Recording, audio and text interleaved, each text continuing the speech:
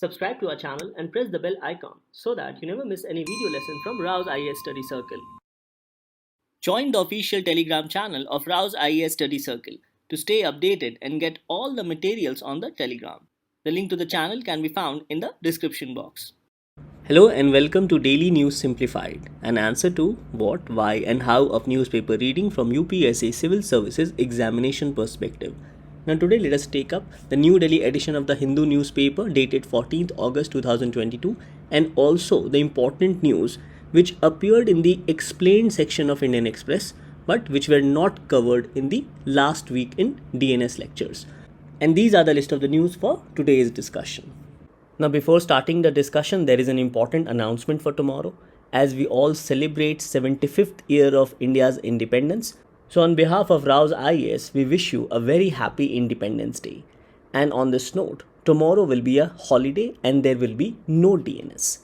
And DNS will resume from 16th August 2022. Now let's start our discussion from the Hindu newspaper of today. And this news appears in the FAQ section on page number 18. It says, have coastal ecosystem norms been violated? So this news highlights about the report of Comptroller and Auditor General regarding performance audit. And in the performance audit, the CAG has highlighted certain lacunas with respect to implementation of laws and rules pertaining to the management or regulation of coastal ecosystem. Now in our previous DNS, we have already discussed about efficiency cum performance audit. So in such type of audits, both efficiency and economical implementation of the schemes is seen. Thus the CAG through the performance audit ensures or assess whether the schemes or rules are implemented properly and whether they are executed economically and whether they are producing the desired result. And such a performance audit report of CAG on conservation of coastal ecosystem was tabled in Parliament. And this report contains observation of performance audit on conservation of coastal ecosystem for the period of 2015 to 21. So before going into the details of the report, let us first of all understand certain institutional framework for coastal ecosystem and their regulation. So talking about the institutional framework, the government has issued notification regarding the coastal regulatory zone.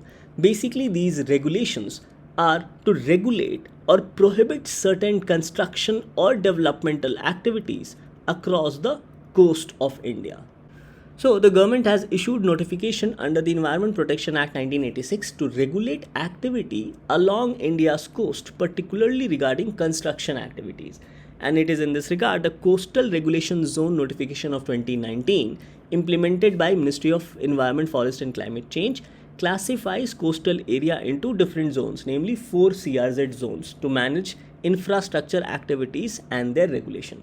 And it is for this purpose 3 institutions are responsible for implementation of CRZ, that is Coastal Regulatory Zone Notification.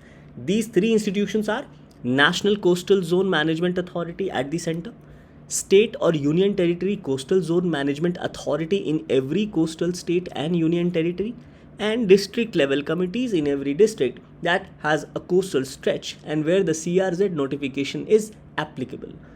So talking about the key findings regarding this institutional framework, CAG in its report regarding the National Coastal Zone Management Authority says that the Ministry of Environment has not notified this authority as a permanent body and it is reconstituted every few years. Another problem highlighted here is that in the absence of defined membership, it was functioning as an ad hoc body. And also the composition of the National Coastal Zone Management Authority has not been uniform over the period of years. So these are some of the concerns expressed by the CAG in its performance audit about NCZMA. Now apart from these 3 authorities, there is also an Expert Appraisal Committee or EAC. Now this Expert Appraisal Committee has been constituted under the Environmental Impact Assessment Notification of 2006. And this committee exists at 2 levels, that is at the national level and also at the state level. So the Expert Appraisal Committee at state and union level advises the government on environmental clearances for developmental projects. Now another important point is that the developmental projects are categorized into category A projects and category B projects. and prior environmental clearance is necessary for both Category A projects and Category B projects.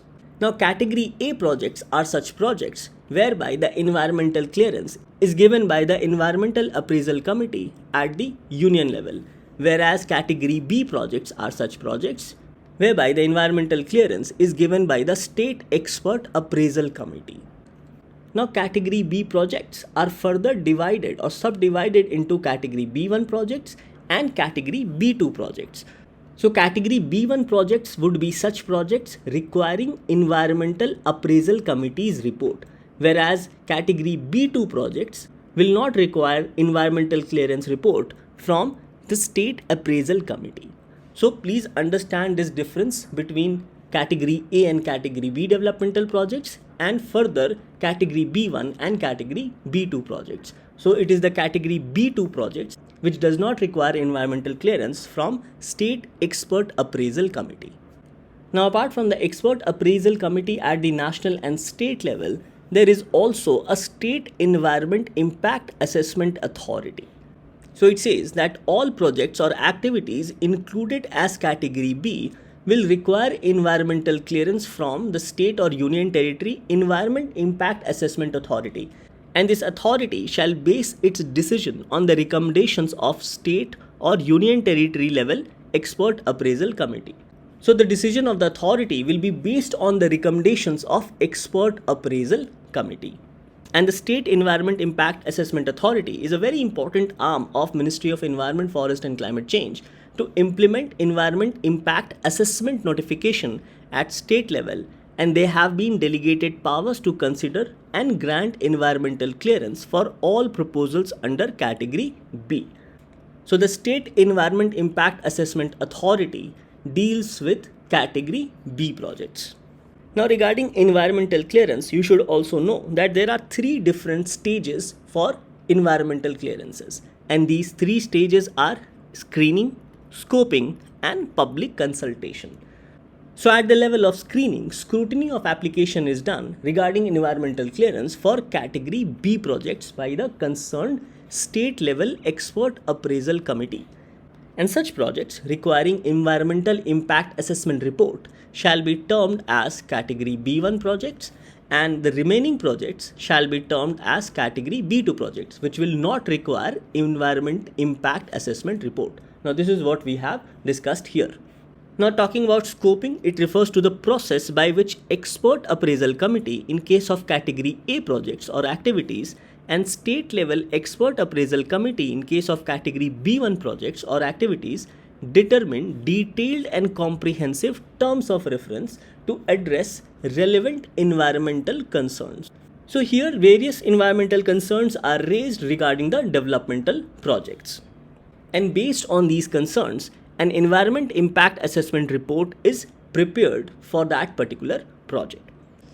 And the third stage is that of public consultation, whereby concerns of local affected people, including different stakeholders such as NGOs and civil society, are taken, especially regarding the environmental impacts of the developmental project.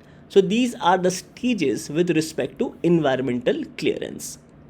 Now, another important thing which we must know in order to understand the CAG report is the Integrated Coastal Zone Management Project. Now, the Government of India has implemented this project in assistance with World Bank and has identified stretches of Gujarat, Odisha, West Bengal from 2010 to 20 with a purpose to protect and conserve coastal and marine environment of India.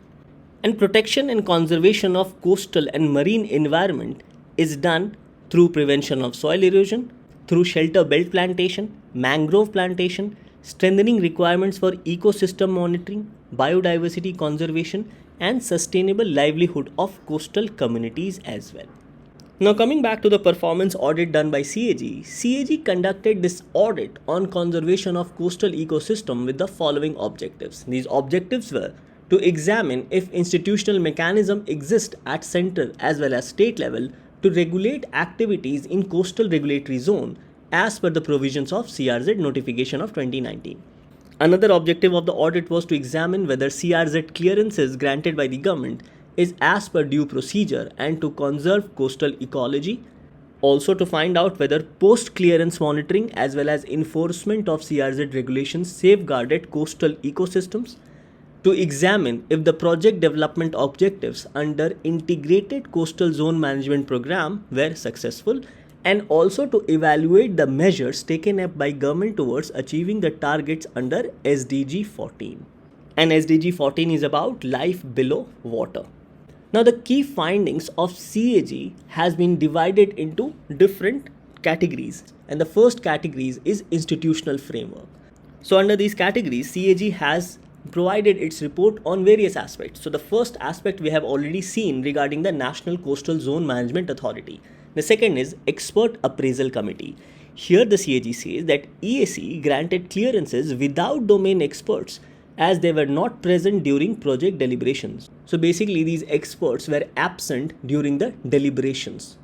And the Expert Appraisal Committee also did not have sufficient strength. So it says that EAC were less than half of the total strength during the deliberations as there were no fixed quorum for EAC members. So proper evaluation by Expert Appraisal Committee has not been done. Then the report mentions about the lacuna with respect to state or union territory coastal zone management authority. Now as we have seen that this looks into category B1 projects. So it says that the authority was not reconstituted in the state of Karnataka and there was delayed reconstitutions in the states of Goa, Odisha and West Bengal. Further, the authority at state level held meetings without fulfilling the quorum requirements and lacked representation from relevant stakeholder bodies such as NGOs or civil societies. Now, the authorities in many states also did not have sufficient manpower to perform their mandate. So, in some states, the authorities have not been constituted, and in other states, they do not have sufficient manpower to perform their mandate. And it is because of this, the meetings do not have sufficient quorum or sufficient member. Now, another finding is regarding the district level committees. So, the district level committees of Tamil Nadu lacked participation from local traditional communities. Now, as we have seen that public consultation is necessary, and it is here where the CAG highlights that the district level committee of Tamil Nadu lacked participation from local traditional communities. Further, in Andhra Pradesh, DLCs were not established at all. And in Goa, DLCs were formed after a delay of 6 years. Further, DLCs are yet to be constituted in 2 coastal districts of Karnataka as on March 2021. So these are some of the important findings of the CAG regarding the institutional framework for coastal regulation. Now the second important point is regarding the project clearances under the CRZ notification. So it says that projects were approved despite inadequacies in environmental impact assessment reports. So without a proper EIA report, developmental projects were cleared. Consultants involved with the preparation of EIA report were not approved or accredited. Further, the report utilized outdated baseline data and there was no evaluation of environmental impacts for the projects. Another area highlighted by CAG is the non-addressal of disasters which the project area was prone to. Thus, the project clearances also did not take care much about the disaster impact of the developmental projects. It further says that activities forming part of mitigation plans like mangrove conservation or replantation, biodiversity conservation plan, rainwater harvesting plan, all these plans failed to be included in the environment management plan regarding project clearances. It further says that the state authorities, rather than recommending the projects to relevant authority for clearances, granted clearance on their own accord. And the authority has recommended or approved many projects without submission of mandatory documents also. So these are some of the highlights of performance audit of CAG regarding project clearances under CRZ notifications. Now the third point of the report is regarding post-clearance monitoring and enforcement of CRZ notification. Here the CAG highlights that project proponent or those people or organization which controls the project failed to comply with conditions mentioned in the clearance and did not submit mandatory half-yearly compliance reports to the regional offices of Ministry of Environment. Further, consent to establish or consent to operate by these developmental projects were not taken from concerned State Pollution Control Board. So there were also violations regarding the State Pollution Control Board, as mandatory NOCs were not taken. It further says that the State Conservation Authority failed to take action against CRZ violation, and the district level committees too failed to identify violations and report the same to the State Coastal Zone Management Authority. The fourth aspect of the report is conservation of coastal ecosystem. Now here the report says that despite serious reduction and degradation of live coral cover in the Gulf of Mannar Islands, no viable strategy to mitigate the propagation of invasive species has been devised by Department of Forest of Tamil Nadu. The report further says that issues such as absence of monitoring system for coral reefs and non-preparation of management plans for turtle nesting sites in Goa were observed. The report further says that even prohibited activities like infrastructure development in areas of coastal sand dunes were observed in Goa. So clearly states government have failed in the conservation efforts of their coastal ecosystem. The report further observed gaps in efforts to conserve mangroves in Goa and Gujarat, and sewage treatment plants were either altogether absent or were functioning without any monitoring, leading to discharge of harmful effluents into coastal waters. So also because of lack of sewage treatment plants, the harmful effluents were discharged into the coastal waters, thereby polluting the entire marine environment. The fifth highlight of the report is regarding Integrated Coastal Zone Management Project. Now the report says that although the entire work of mapping of hazard line, that is, that line which takes into account of possible rise of sea level due to climate change, was completed in August 2018, yet the ground demarcation of hazard line was not done by the Ministry of Environment and Forest. It further says that integrated management plans for critically vulnerable coastal areas were yet to be prepared by coastal states.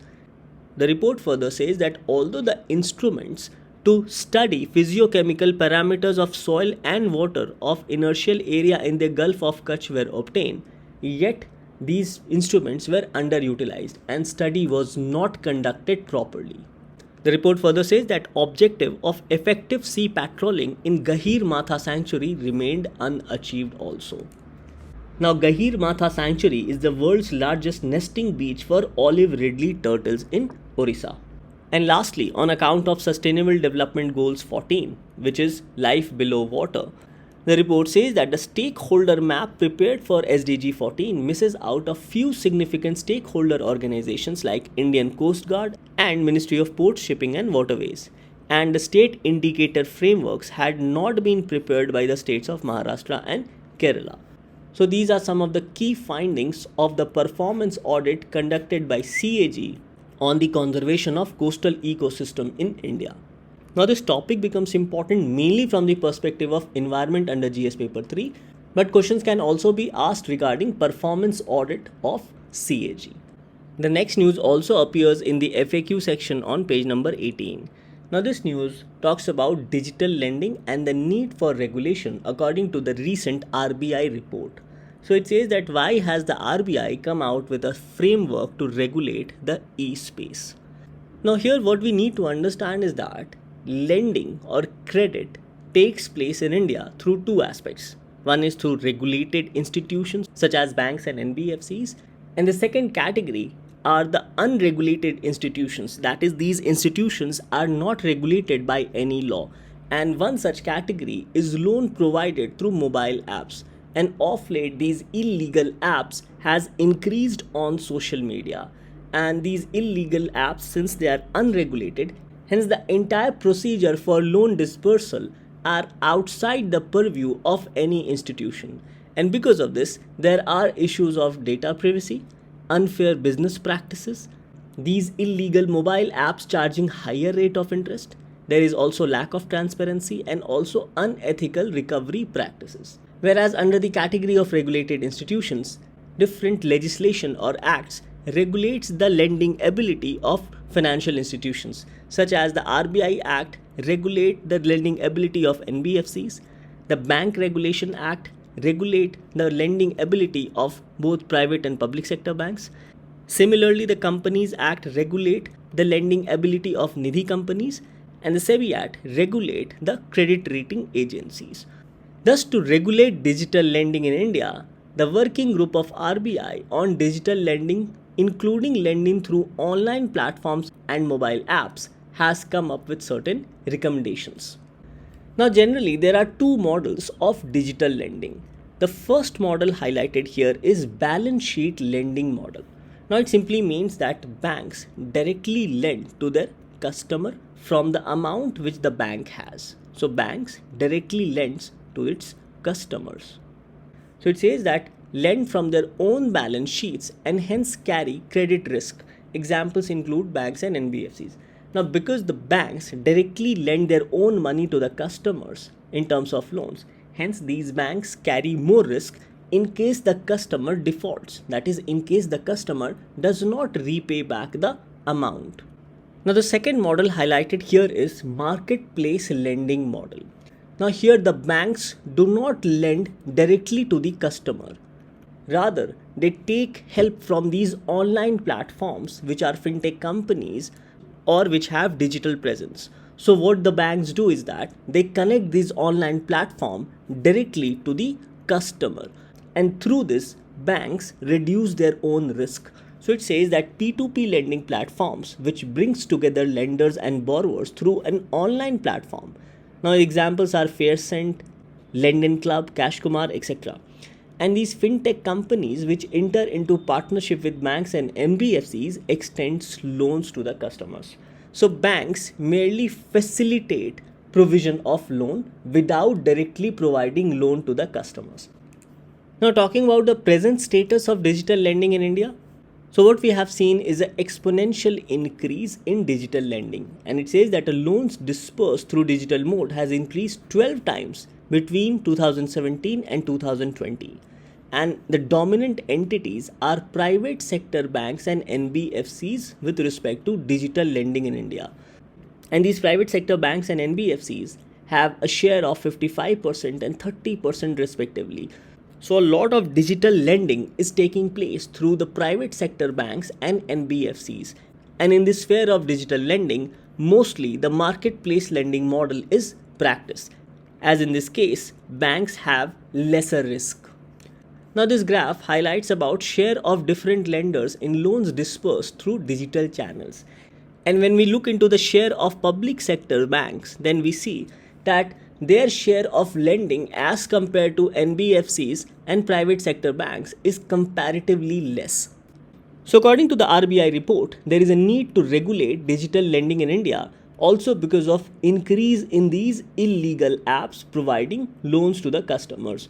So according to RBI's working group, there are approximately 1100 lending apps available for Android users, and out of which 600 apps are illegal since they are unregistered and are operating without any regulation or approval from RBI. The report further says that unregulated digital lending is against consumer interest also, as the digital lending apps have resorted to unfair business conduct, charging exorbitant interest rate from the customers, and also due to unethical recovery practices. Thus, the unregulated digital lending is not only against consumer interest but is also a risk to the financial sector, as in these digital lendings, proper verification is not done, and failure to pay these loans may affect the stability of the financial sector. Another cause of concern is breaches and data leaks. So, the report says that since lending apps collect users' financial data and other sensitive information such as PAN card details, Aadhaar details, bank account details, etc., hence they are the prime targets for cyber attacks. So these are some of the reasons as to why digital lending in India needs to be regulated. Now, in order to regulate digital lending in India, RBI has classified or categorized digital lending into three groups. The first is those entities or apps regulated by RBI and permitted to carry out lending business. The second is entities authorized to carry out lending as per other statutory or regulatory provisions but not regulated by RBI. And the third are such entities lending outside the purview of statutory or even regulatory provisions, that is unauthorized apps. So based on these three categories, RBI in the second category has asked concerned regulators to formulate necessary guidelines such as SEBI or IRDA, that is Insurance Regulatory Development Authority. And for the third category, RBI has recommended that formulation of a separate law by the central government to curb illegitimate lending activity, basically for unauthorized apps. So to regulate these unauthorized apps, the RBI has suggested that the central government must enact a law to regulate these unauthorized apps. Now regarding customers protection and conduct issues, RBI has also provided certain suggestions here. So the RBI says that there is a need to reduce the role of loan service providers. Now as we have already seen that banks at times take help from these loan service providers to provide loan to the customers, as it reduces the risk of the banks directly. Now RBI says that banks and NBFCs can continue to rely on the loan service providers to identify an extension of loans to customers. However, the loan amount should be directly transferred from banks to the customers and not from loan service providers to the customers. The RBI further says that any fees, charges, etc., which are payable to loan service providers must be paid by the bank and not by the customers. So the RBI says that any fees, charges, etc. payable to the loan service providers in the loan disbursal process shall be paid directly by the regulated entities. That is, it must be paid by the banks or NBFCs and not by the borrower. RBI further says that there is a need to prevent exploitation of customers, and all inclusive cost of digital loans in the form of annual percentage rate is required to be disclosed to the borrowers. So there cannot be any hidden cost which is disclosed to the customer say a year later. So all the cost with respect to the processing of loan must be transparently disclosed to the customers at the first time itself, as this is to ensure that customers are not exploited through hidden cost and charges.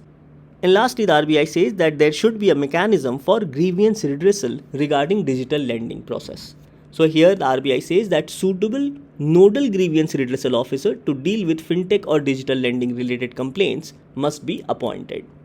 Now regarding the regulatory framework, RBI says that regarding creditworthiness, banks and NBFCs should capture the economic profile of borrower and assess the borrower's creditworthiness in an auditable way. Further, regarding mandatory disclosures, loan provided through digital lending apps should be mandatorily reported to credit information companies so that RBI has all the information on such transactions and suitable credit rating can be done for the borrowers. So the RBI has provided these recommendations with respect to regulating the digital lending process in India, which is also done by various illegal mobile apps. Now this topic becomes important both from your prelims and mains perspective and gets covered under GS paper 3 from the section of Indian economy. Now let's take up this news appearing in the science section on page number 17 in the Hindu newspaper. Now this news mentions about methane emissions from the landfills in Delhi. Now this news says that a new study has found that landfills make substantial contribution to greenhouse gas emissions in 4 major cities of the world. So CH4, that is methane, is a greenhouse gas emission because it traps heat from the atmosphere. So this news highlights that emissions from Buenos Aires in Argentina, Delhi and Mumbai in India, and Lahore in Pakistan were 1.6 to 2.7 times larger than what was reported in commonly used emission inventories. So emission of methane is another very important topic, and different sources of methane emission can be seen as biomass burning, emission from waste, emissions from energy and related activities including industries, emissions from agriculture, and also emissions from wetlands.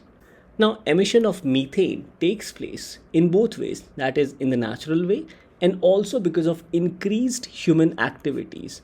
So various anthropogenic or human-induced activity or human-induced source of methane emissions include creation and concentration of landfills, oil and natural gas system, agricultural activities, coal mining, stationary and mobile combustion, wastewater treatment, other industrial processes, fossil fuel production, transport and use, and also from the decay of organic matter in wetlands. So these can be said to be some of the anthropogenic source of methane emissions across the world.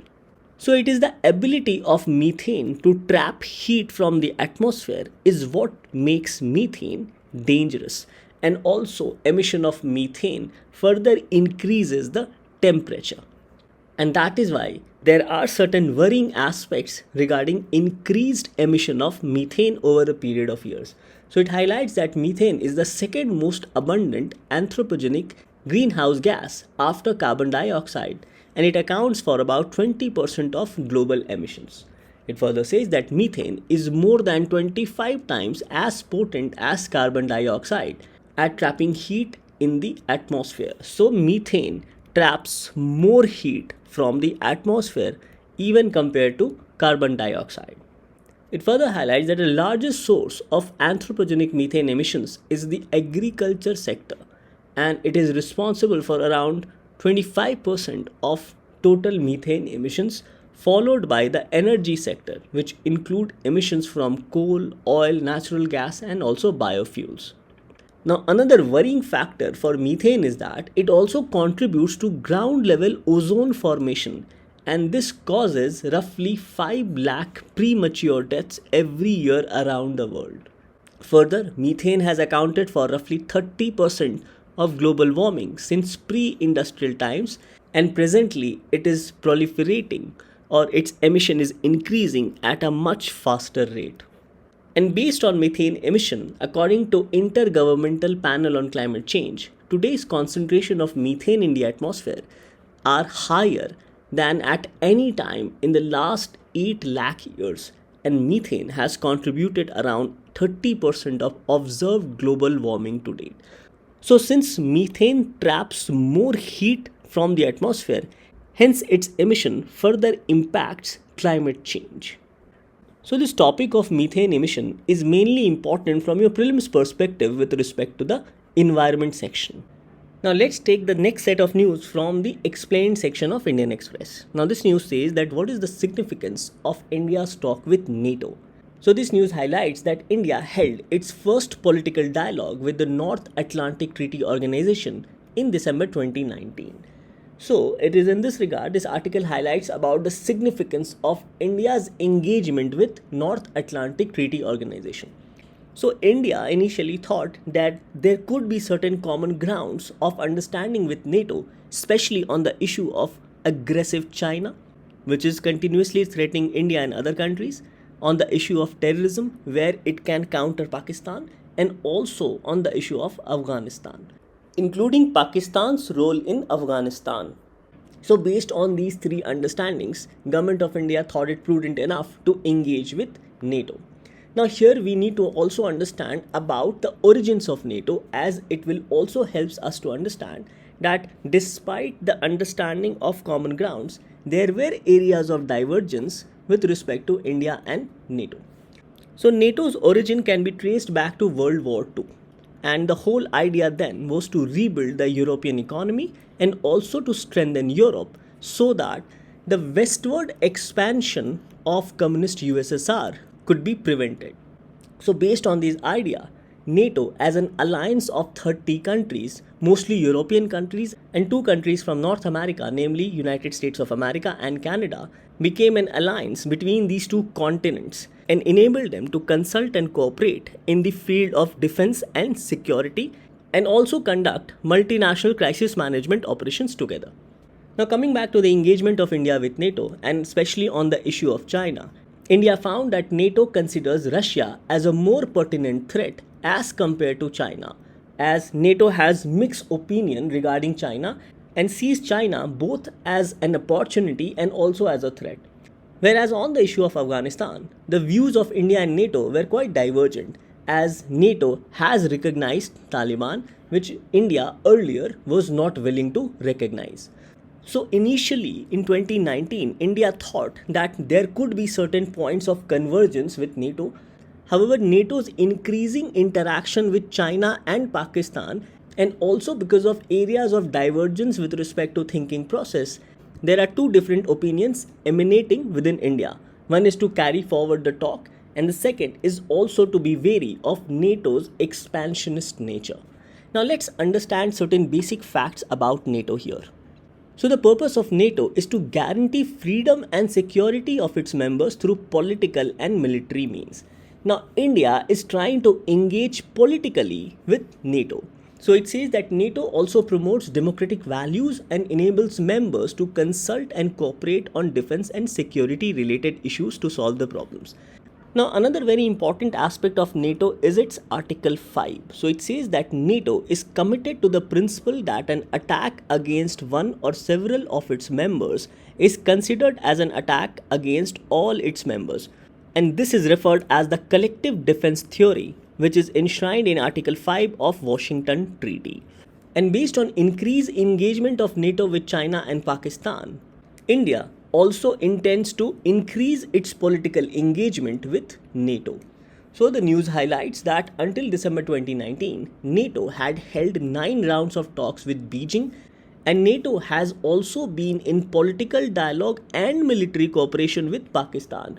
So India's engagement on political front is to counter NATO's increasing engagement with both China and Pakistan. So on the first dialogue or first engagement of India with NATO, it revealed 3 critical issues on which India expected only limited common ground with NATO. So from NATO's perspective, it was not China but Russia whose aggressive actions continued to be the main threat to Euro-Atlantic security. It further says that given the divergence among NATO countries, its view on China was seen as mixed. While it did deliberate on China's rise, however, the conclusion was that China presented both a challenge and an opportunity. And in Afghanistan, NATO saw the Taliban as political entity, which was not in line with India's stance. But this was way back in 2019. However, Government of India feels that maritime security can be the substantial future common ground with NATO. And it is here where 2 sets of arguments are being proposed. One is to follow up the talks. However, the second set of arguments is to be wary of NATO's expansionist approach. So it says that while many say it is logical to follow up and formalize the talks, some caution because of sensitivities attached to the perception of NATO, seen by some as expansionist in nature. So this topic becomes important both from your prelims and mains perspective, as you need to know about NATO, about Article 5 of Washington Treaty, which talks about collective defense, and from the mains perspective, importance of India-NATO engagement, especially to counter China and Pakistan. Now this news from the explained section talks about the 5th Amendment. Now the 5th Amendment is related to the Constitution of United States of America. So from our prelims and mains perspective, we need to know about the comparison between 5th Amendment and with respect to the Indian Constitution. So this news says that what is the 5th Amendment invoked by Donald Trump to not answer questions in business dealings probe case, that is investigation case. So the 5th Amendment added to the US Constitution outlines the basic constitutional limits on police procedure. The framers of the US Constitution derived the Grand Juries Clause and the Due Process Clause from the Magna Carta, which dates back to 1215 AD. So the 5th Amendment of the US Constitution provides 5 distinct constitutional rights. These are right to indictment by grand jury before any criminal charges for felonious crimes. So in US system, there is still a system of jury. Second, prohibition on double jeopardy. Third, right against forced self-incrimination. Fourth, guarantee that all criminal defendants have a fair trial. And fifth, guarantee that government cannot seize private property without making a due compensation at market value of the property. Now I'm sure after going through these important highlights of 5th Amendment, you can correlate with some of the provisions of the Indian Constitution, particularly fundamental right under Article 21, 20 and 22 of the Indian Constitution. So breaking the 5th Amendment clause by clause, so it says that nor shall any person be subject for the same offence to be twice put in jeopardy of life or limb. Now this corresponds to Article 20 clause 2 of the Indian Constitution, which also more or less says the same thing. It says that no person shall be prosecuted and punished for the same offence more than once, that is against double jeopardy. It then says that no person shall be compelled in any criminal case to be a witness against himself. Now, similar provisions has been provided under Article 20, Clause 3, which says that no person accused of any offence shall be compelled to be a witness against himself. It further says that no person shall be deprived of life, liberty or property without due process of law. Now, Article 21 mentions about procedure established by law. So, it says that no person shall be deprived of their life or personal liberty except according to procedure established by law. Now, this concept of procedure established by law initially did not accommodate the principles of due process of law. However, after the Maneka Gandhi judgment of Supreme Court, it also incorporates the concept of due process of law, as the process which the law follows should be fair, just and reasonable. Further, the Fifth Amendment says that nor shall any person's private property be taken for public use without just compensation. Now, earlier the aspect of right to property was a part of fundamental right, but Constitution 44th Amendment made right to property a constitutional right and not a fundamental right. So, Article 300A says that no person shall be deprived of his property save by authority of law, that is, except by authority of law. So, there has to be a law for any person to be deprived of their property. So, these can be said to be some of the similarities between the Fifth Amendment of the US Constitution with respect to some of the provisions of Indian Constitution. Now, this article also mentions about Miranda warning. Now, this Miranda warning is with respect to the Supreme Court judgment in United States regarding Miranda versus Arizona.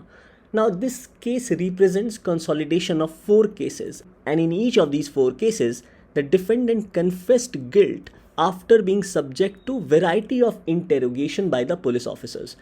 Now, the police officers, while interrogating the accused, did not warn them about their rights. So, it says that in each of these cases, the defendant was questioned by police officers, detectives or prosecuting attorney in a room where he was cut off from the rest of the world.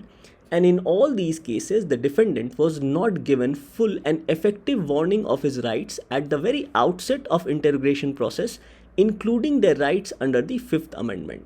So, we have seen that the Fifth Amendment requires the law enforcement officials to advise suspects of their right to remain silent and also to obtain an advocate or attorney during interrogations while in police custody.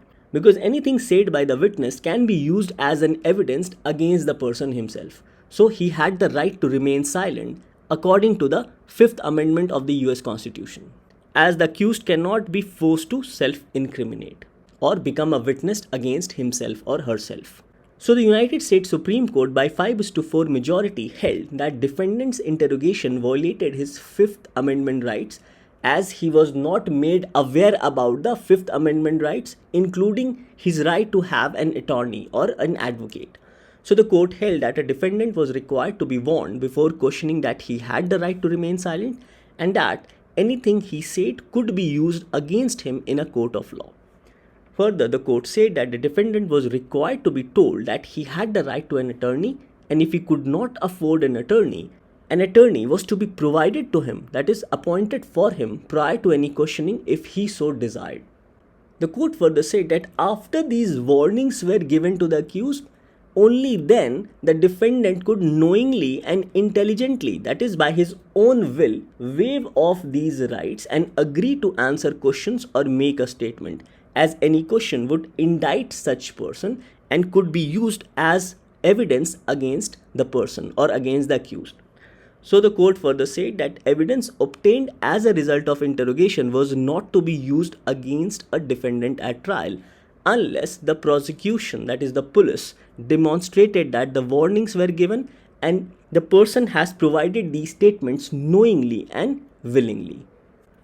So, the Miranda judgment lays down strong safeguards for the rights against self-incrimination, including the world-famous Miranda warning about Fifth Amendment rights.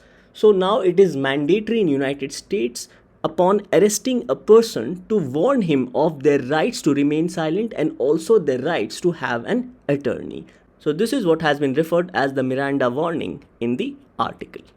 Thus, this article mainly becomes important from the perspective of polity and governance in your prelims examination, and in the mains get covered under GS paper 2, particularly with respect to comparative constitution.